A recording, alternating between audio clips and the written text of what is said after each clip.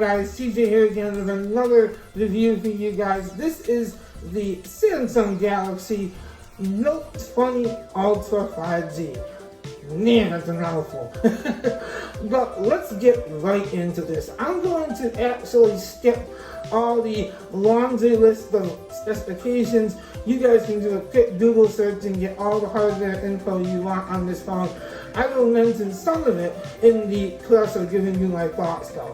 So let's jump right in. So I've had this for almost a week now, and in typical Samsung fashion, this phone is the good, the bad, and the ugly wrapped into one beautiful package. Now, what do I mean by that? Well, the display is absolutely gorgeous. I can comprehensively say, without a single doubt, that there has never been an iPhone with a display as beautiful as this 6.9-inch Super AMOLED display, and there's just no comparison to that. Now, it has a resolution of 1330 by 3088, which totals out to 496 pixels per inch. That's amazing. Now, you can actually get the refresh rate to lower, meaning you can set it to be lower in exchange for the 120 Hz display.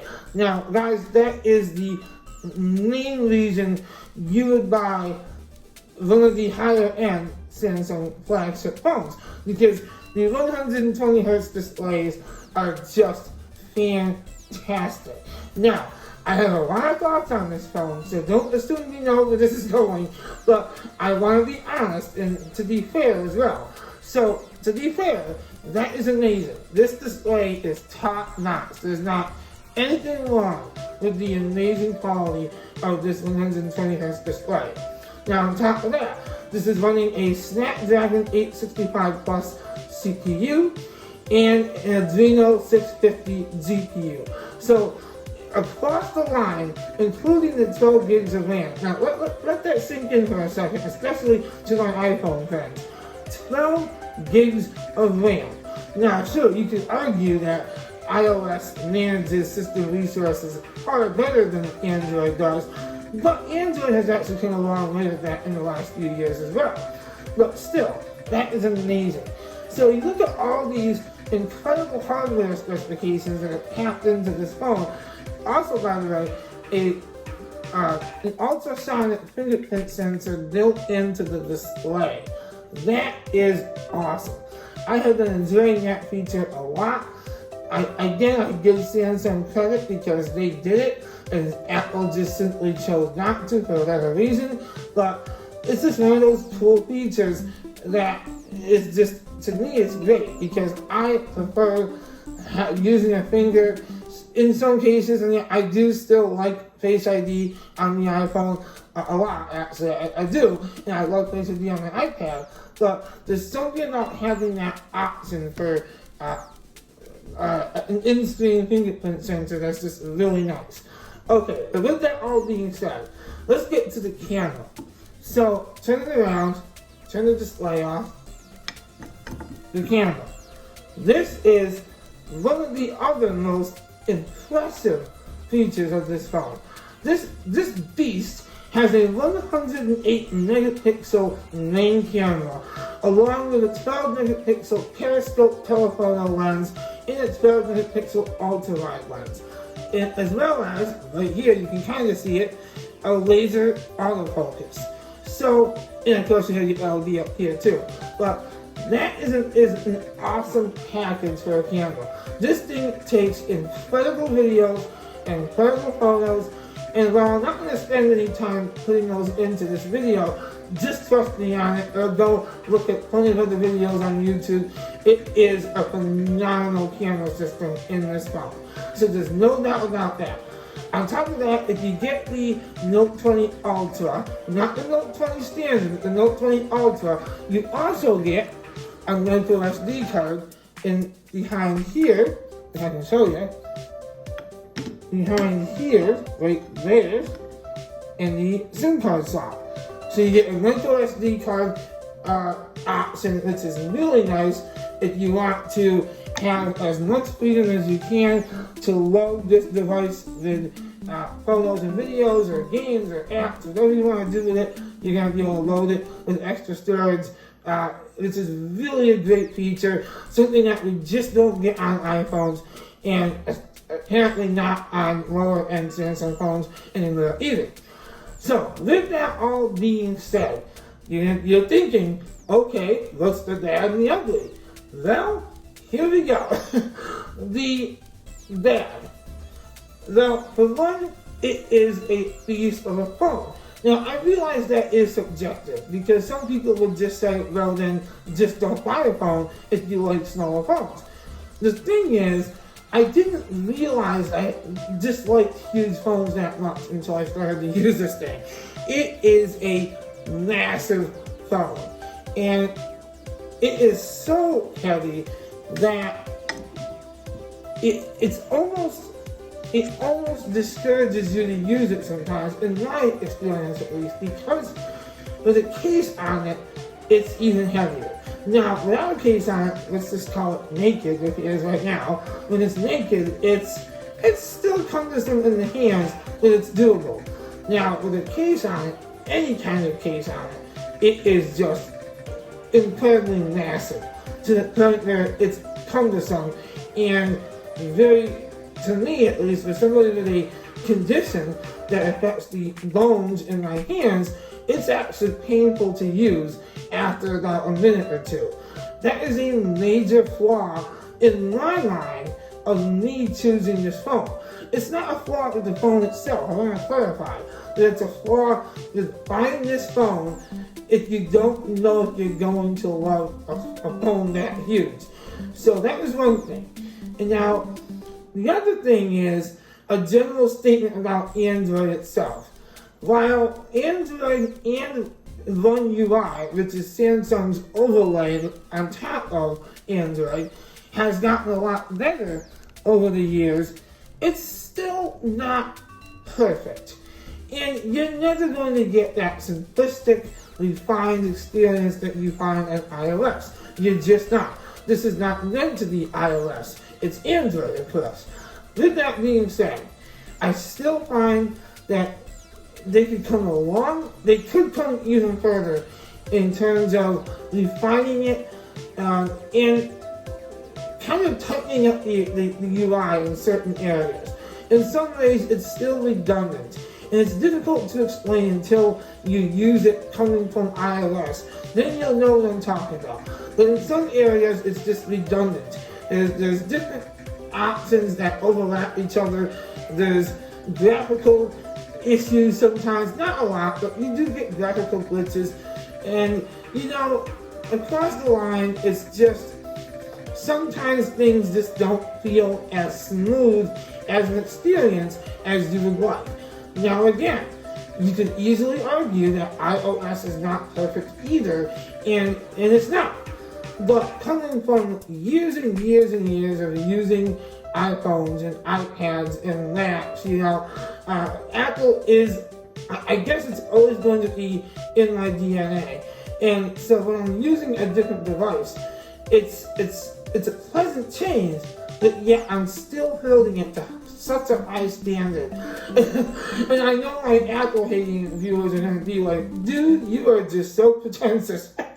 And I promise you I'm not trying to sound pretentious, but it's just how it is. The user experience of Apple devices is so simplistic and refined that you almost forget that you are being limited to an extent, and you are. I want to be clear. Apple does limit its customers in a lot of ways. But it's a trade-off that you have to ask yourself, are you willing to make? And that's my main point of this video, is the trade-off worth it coming from iOS to something like the Note 20 Ultra, where you get all this amazing hardware? And then there's no doubt, this package of hardware in this phone is awesome. It's impressive by any standard. With that in mind, it still needs work. It just does. On top of that, the S Pen, like I mentioned earlier, the S Pen is good. It's good, but I think after the novelty of having it wears off, after the novelty of having it wears off, you are left wondering sometimes, is it actually practical in a lot of uses if you're not using it to replace a device like a computer? And I'm simply not. So for myself, I found myself in a very odd position with this phone. I love the hardware capabilities of it, but I don't know if I'll actually use it like I thought I would. Because I still use my iPad Pro constantly. I obviously use my PC constantly. And that leaves the phone. This phone especially, the Note 20 Ultra, it tries to be almost like a laptop in a phone form factor. That's how powerful this thing is. And you can actually use it like that as well. You can use it like a PC. You can use something called the DeX feature and wirelessly stream the phone to a monitor and use it like a computer. So Samsung designed this for people that want to use it like that. So if you're in the market for a phone like that and you don't care about the Apple ecosystem or about iPhone, and you are using this as your only device, you're going to be so happy. You're going to love it. I really believe that. But for those of us who don't want those features, I don't know that the trade-off is going to be enough. And I guess that's where the ugly comes in of this argument, the good, bad, and the ugly. I don't know. I don't know that the trade-off is enough to lose all the other features that you get on iOS. And again, I'm framing this argument as myself. I'm coming from iOS, so that's where I'm basing this statement on. I don't know that losing iMessage and the refinements that you get used to on iPhone and the integration of other devices that I own, which I don't think is a huge deal breaker not having those things, but I don't know if that's going to be worth it to anyone who is not an Android person and they jump into this Note thinking it's going to be, this amazing hardware experience and it's going to change my outlook on tech. I think you'll be disappointed because at the end of the day, it's a beautiful package. Samsung has done a great job of that. Beautiful package of a phone, but it still falls short in some areas. Another way it falls short. The speaker down here, on the bottom of the phone, right there. Now, the way I hold my phones, I have to hold it like this. Because it's so huge of a phone, it covers that speaker grill. And when I do that, the audio sounds funky. It sounds muffled, obviously, and that's not good. A lot of small quirks like that are what make me say, I really believe that this is something to think about. And, my final verdict is simply, I don't know. I don't know that I would recommend this phone. Because it is impressive in so many ways. But it has to appeal to just the right person. And, I know it's tempting to look at it and go, ooh, it's different and big and beautiful. And it's a big display with only a little hole punch camera. Which it is, and that's awesome. It really is awesome. I mean, no one can deny that this display is one of the best displays you're going to have on a phone. That's just a given. So it goes back to what you really want out of a phone, and if you're willing to make that jump. Really frame this for those of you coming from Android. It's a lot easier to talk about that. If you're coming from another Android device and you love huge phones and you're going to want the features of this Note, including the S Pen, absolutely 100% get it. You'll have no issue there. But for my iPhone fans that are tempted by this might be a case of the grass seems greener on the other side, but once again, it is so close, but not quite there yet to perfection. So that being said, thank you so much for watching, guys. And I know this is going to be like, some people will probably get mad at me for this because it's just my opinion. I just want to stress that. It's just my opinion. I'm openly saying it's a fantastic phone in almost every aspect. But in typical Samsung fashion, it still has its quirks. And it still has its weird things about it that I don't quite love. But with that being said, thank you so much for watching, and I appreciate you tuning in.